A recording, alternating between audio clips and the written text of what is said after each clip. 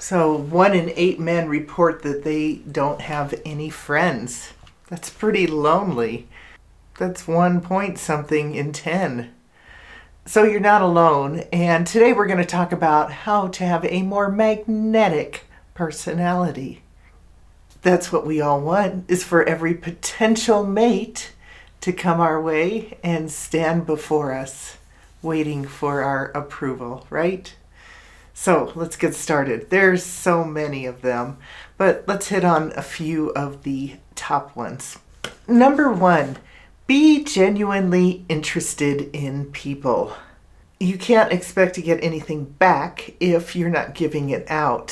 So many men, you can tell they're listening away and they show a lot of attention at first, but if they get sidetracked with some other conversation going on at the table or at the bar, you've lost them. That's something that's really important to women. It depends on how deep a relationship you want. If you want just a surface level, you don't have to listen. But I think we're all looking for a little more connection than that, especially in these later years. So how can you become a better listener or be truly interested in people? Old people look like they have nothing to offer, but they really have like a lifetime of things to offer. It just amazes me every time I get in a conversation with somebody what they notice about life that I don't, or what their history and their experiences, where they came from, where they lived, how they grew up. So one of the things you can do is get a few questions together. I'll leave a link in the description below. I've given you this list before for dating, but it works for other people too.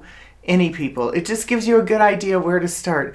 Don't start with yes or no questions. Start with something that they're going to talk about. So, what have you done with your day today? What's the most interesting thing you're doing this week?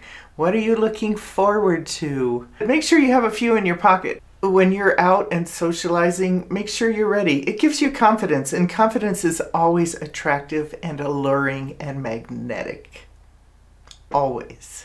Another thing you could do to be more magnetic is to read books. If you haven't read Think and Grow Rich or 7 Habits of Highly Effective People, or there's so many out there about listening or communication. Just pick your favorite author. If you don't have a favorite author, check out the description below. I'll leave some suggestions for you. Another thing you could ask them about is their passions. Maybe, it depends on the kind of person that you're with. Maybe you just want to talk about tractors, but maybe it's a woman that is just crazy about the quilt she just created and they're showing it at this art festival and you're there with her, and just start talking to her about her passion. What did she like about it? How did she get into it? What are some challenges? So draw it out of people. That's the most magnetic thing you could do. And you know what? You don't have to do anything. It gets you off the hook for answering questions or telling them all about you and oversharing. I have that problem. I hope you don't, but it gets you out of that. Listening to people and drawing their experiences out of them is one of the most magnetic things you can do. People love to talk about themselves. Try it. So right along with asking questions is number 2 is being a good conversationalist. Like, have some conversation skills. Be able to shift the conversation if it's going in the wrong direction, or redirect it to somebody else if somebody's being left out of the conversation, or if somebody else is monopolizing the conversation. Learn how to navigate the conversation that you're having so that you get the information that you want out of it. Now, probably a lot of you have used these skills in jobs, so just translate it. You're not looking for employees, you're looking for friends and lovers now. So just translate it that way, but think about the same sifting and sorting process. And who's going to find you magnetic and who you're attracted to as well. Along the lines of being a great conversationalist is having things to talk about. Developing yourself. If you're just going to be the person that just sits around and talks about doing things while everybody else is out hiking or going out to dinner together or theater tickets or skiing or whatever it may be, you need to develop some hobbies or interests. Your human development and your social skills and your intellect continues to develop no matter how old you are. And the more you continue to nurture that growth in you, the more interesting you'll be. You'll have things to talk about. People will ask you questions about things you like to talk about. Imagine that, being magnetic and enjoying it. The third tip for having a magnetic personality is stop being a curmudgeon. Let me give you some do's and don'ts for curmudgeons. Curmudgeons are into constant nostalgia.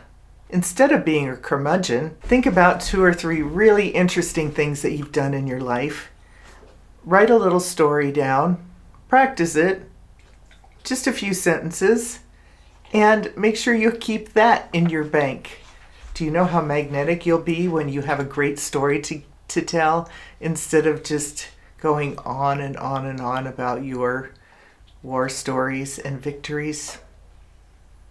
Next, curmudgeons are resistant to change.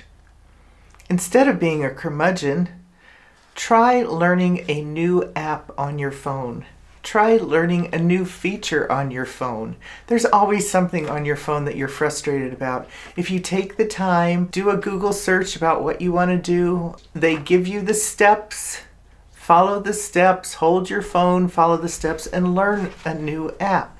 Or try a different kind of entertainment. Instead of watching action movies all the time, try a comedy or a drama. Or you might want to practice by, dare I say, watching a rom-com. Curmudgeons are pessimistic.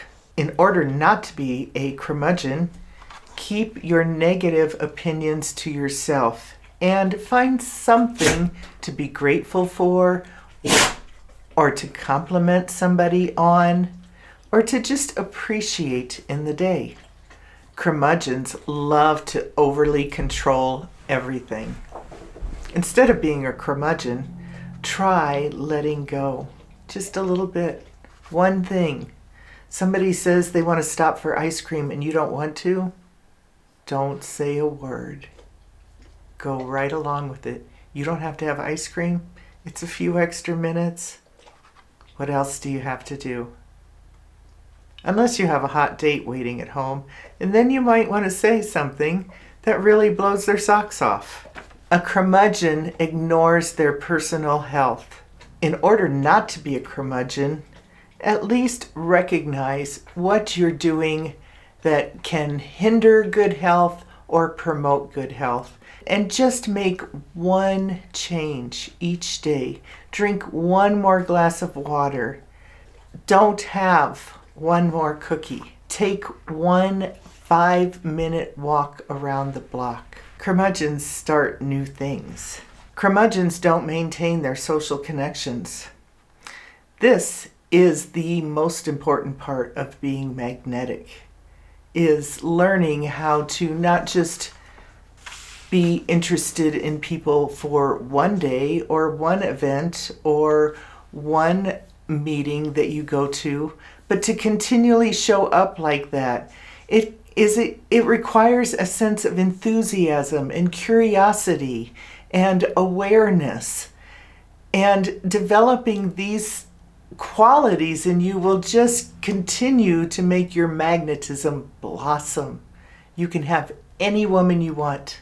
You can have any man you want. You can have anything you want when you're magnetic because you're drawing it to you. So practice being grateful, being truly interested in people, learning good conversation skills, and practicing. I want to be magnetic, don't you? Let's try together, okay? Let me know what you think in the comments. Leave a message. What do you find in a magnetic personality? Have you ever been around one? You know. Thanks for watching today. I really appreciate you subscribing. I appreciate your support, your comments. Thanks so much for tuning in. See you next time. Bye.